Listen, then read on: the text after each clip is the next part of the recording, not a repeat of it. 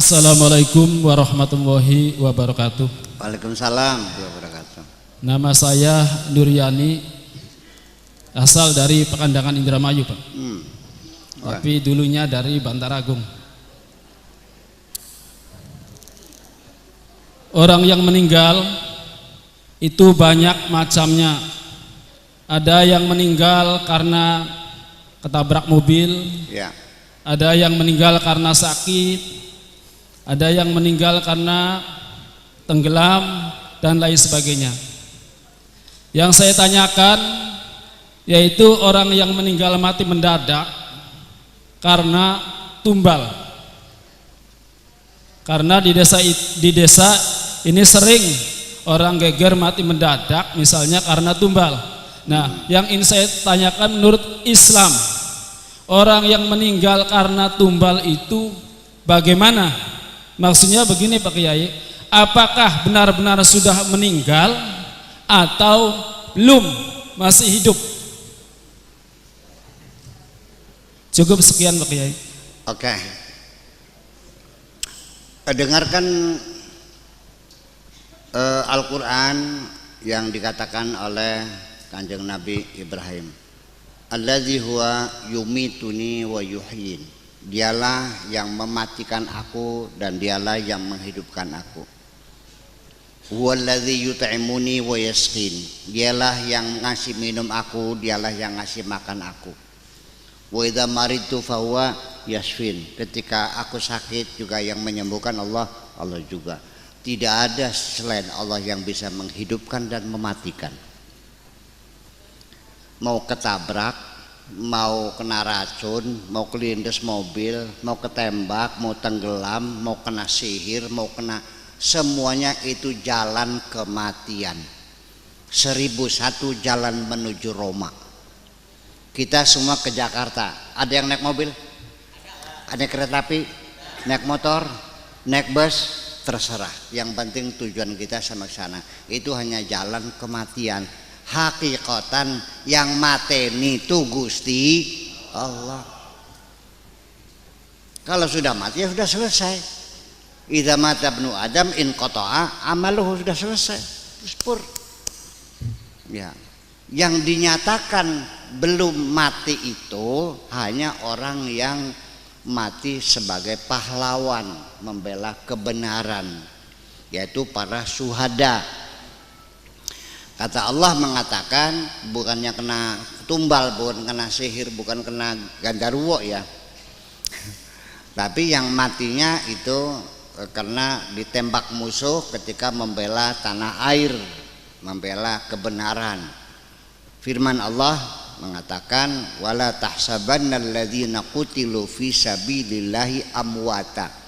Jangan kamu kira mereka yang mati terbunuh membela Allah sudah mati, bal ahyaun, tapi mereka masih hidup.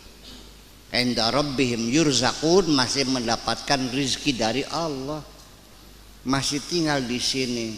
Nah, kita mau kasih makna bagaimana orang mati ditembak Belanda, sudah dikubur kan, kita kuburnya bareng-bareng. Bisa nggak kita temui di rumahnya? Di kantornya, di balai desa, di sawah, bisa temui enggak? Enggak. Fisik dia mati, tapi Allah mengatakan mereka tidak mati, masih hidup, masih mendapat rezeki dari Allah. Itu pun bukan mati kesarat namanya, statusnya belum mati. Bagaimana kita menafsirkannya?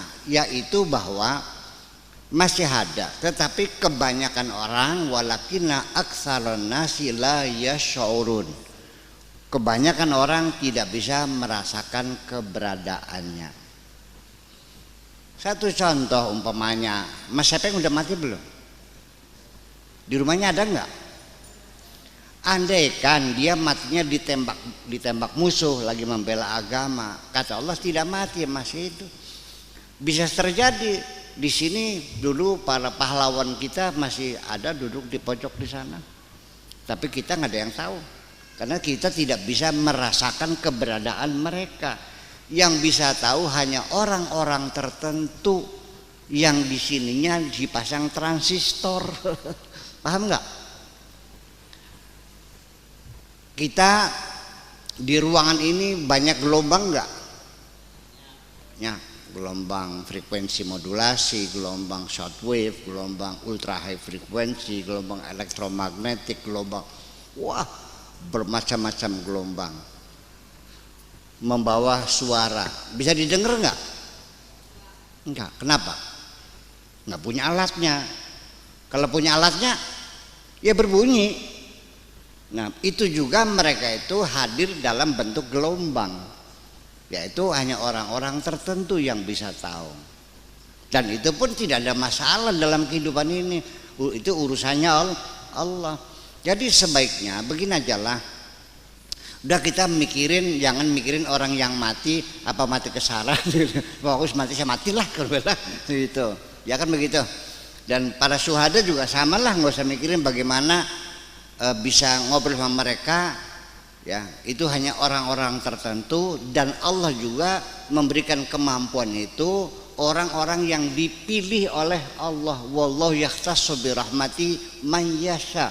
Allah memberikan kemampuan berkomunikasi dengan alam barzakh itu juga tidak diberikan kepada semua orang, diberikan orang tertentu yang dikehendaki oleh Allah dengan kesolehannya.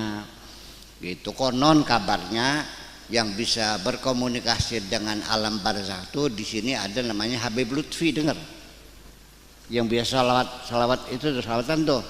Iya, itu Presiden Thariqah Mu'tabarah di Indonesia itu katanya, yang selalu dibawa oleh Gus Dur kalau ziarah kubur tuh selalu bawa Habib Lutfi katanya kan gitu, supaya dia yang tahu. Tetapi begini, ada beberapa kesaksian bahwa orang yang sudah mati itu bisa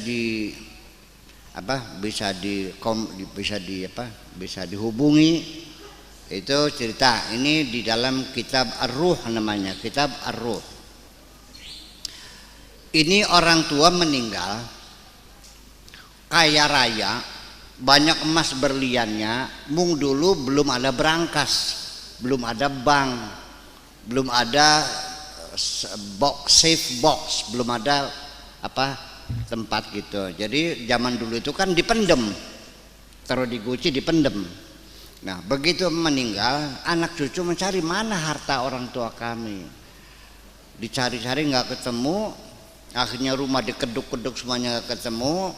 Nah, kebetulan mereka mendengar ada orang sakti, orang sakti yang bisa berkomunikasi dengan alam barzakh.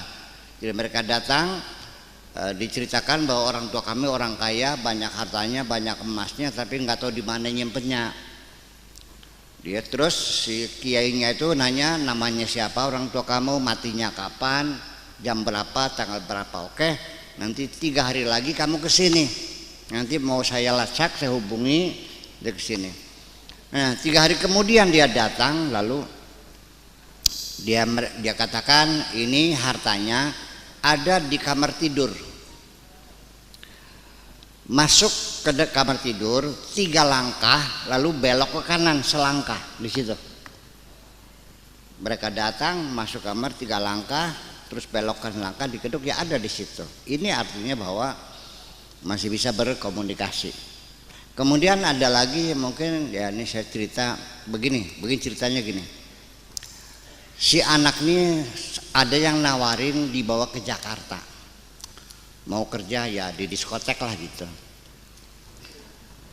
Sudah dandan, si mucikari sudah siap menjemput jam sekian, jam 3 malam gitu, mau dibawa ke Jakarta. Pakai apa biasanya tuh, mobilnya apa, travel ya, travel yang 2/3 tuh. Jadi dia sudah dandan, sudah baju di koper, sudah duduk di ranjang nungguin jemputan. Tiba-tiba kakeknya datang. Wahai cucuku, mau kemana kamu? Mau ke Jakarta bapak tua. Ada apa?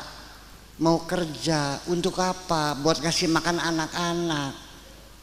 Ya, suami saya meninggal dunia, anak-anak saya perlu makan. Jadi gimana? Wahai cucuku yang tercinta, ini bapaknya mati pahlawan ini. syuhada. Jangan pergilah, percayalah, kamu dapat harta nanti kamu pernah penyakit nggak ada enaknya. Udah tinggal saja di sini, kalau nurut bapak tua doakan kamu dapat suami yang kaya. Gitu, begitu. Ini dalam keadaan duduk, terjadi dalam keadaan duduk, tidur tidak, mimpi juga tidak, setengah mimpi tidur. Begitu dia sadar, kakeknya itu menghilang, dia menangis menjerit-jerit, kopernya dilemparkan lagi, mucikari datang diusir mucikarinya. Udah, hanya 1 minggu itu ada duda kaya, istrinya meninggal dunia, sawahnya 40 hektar. Ya kan?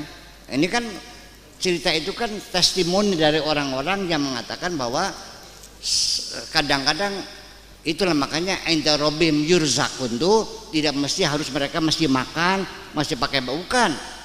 Bisa berkomunikasi, bisa membimbing anak-anak cucunya. Itulah makanya. Mengapa demikian Ibu sekalian? Ini begini. Orang tua yang soleh itu masih bisa menjadi pertimbangan anak-anaknya mendapat nasib baik karena mempertimbangkan orang tuanya. Tetapi kalau orang tuanya itu enggak soleh, jahat, ini ngeremek anak putune dewek gini. Sampai sekarang anak putune gak orang kawin-kawin lah kasih ngelamar sih. Wong tuane beli bener saleh kah? Iya kan? Nah, jadi artinya bahwa Nabi Khidir itu sendiri menyelamatkan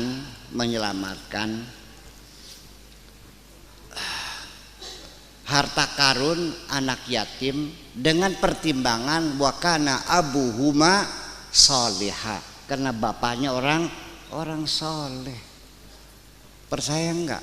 Kalau kita ini baik-baik di dunia, Bu, anak cucu juga mendapat keberkahannya. Percaya enggak? Umpamanya saya mati, anak saya namanya Awab tuh main ke rumahnya Jaul ini Jaul kan. Lamun anaknya kita tekaning sira, waya balik di sangonnya belenang. Sangonnya tetep aja kelinganing bapaknya. Jadi kalau kita sayang sama anak cucu, tolong dong kamunya yang bener, jangan buat ulah. Nanti anak cucumu ikut sengsara semua. Percaya nggak Bu? Aduh, amit-amit pitung turun, masa gerap kita dia mantu koro turunannya gentok. Ya kan, nasib mereka juga terganggu karena kelakuan kita ini. Maka kalau kita menitipkan anak cucu kita kepada masyarakat, cobalah kita banyak berbuat baik kepada masyarakat kita. Saya kira mungkin begitu. Terima kasih.